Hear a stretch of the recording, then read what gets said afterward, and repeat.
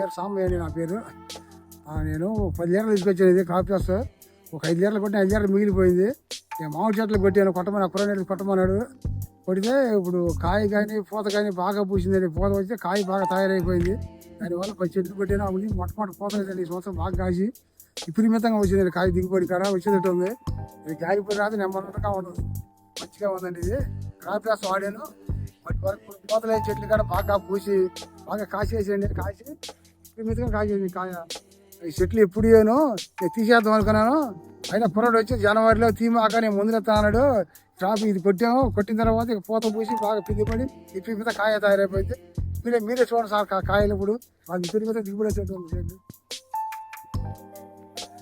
పొలం మా చెట్లు అండి. మా చెట్లు నేను 4 సార్లు వాడాను. నేను కాడ 10 గంటల దిగుబడి వచ్చింది. నేను దీనికి కాడ వాడాను. మామిడి చెట్లు కాడ వాడాను. మామిడి చెట్లు కాడ బాగా దిగుబడి కనపడుతుంది. గాలిపోయి లేకపోతే బాగా ఎకరానికి ఒక ఆటో వేయడం, ఒక చెట్టుకి ఆటో వేయటం. ఇప్పుడు వాడుకునే ముందే 4 సార్లు కొట్టామండి మినీకి. దీనికి కాడ 3 సార్లు కొట్టాము. ఒకసారి కొడదాం అనుకుంటే ఇలా వచ్చాడు, ఏజెంట్ వచ్చాడు, వద్దులే అన్నాడు. కుర్రాడు వచ్చాడు. ఇవాళ బాగా దిగుబడి వచ్చింది. కాయలు బాగానే అసలు ఎప్పుడన్నా ఉందా ఈ రకమైన కాపు? లేదంటే తీసేద్దాం అనుకుంటే ఆ కుర్రాడు జనవరిలో జాబి చేసాడు. వద్దులు బాగా ముందుకు వస్తాడు. ముందుకు కొట్టించాడు కుర్రాడు. ఓకే, మొత్తం ఎన్ని చెట్లు ఉన్నాయి అసలు చూద్దామా? మొత్తం 10 చెట్లు ఉన్నాయి మరి. ఓకే, చెట్లు కాడ ఏ చెట్లు కాడ అంతా దిగుబడి బాగా వచ్చిందండి. ఓకే. ఇప్పుడు మీరు ఇంత ముందు మినుము కొట్టావు కదా నువ్వు? మినుము కొట్టినా ఏ మంది కొట్టినా కదా పోత కూర్చేది కాదు.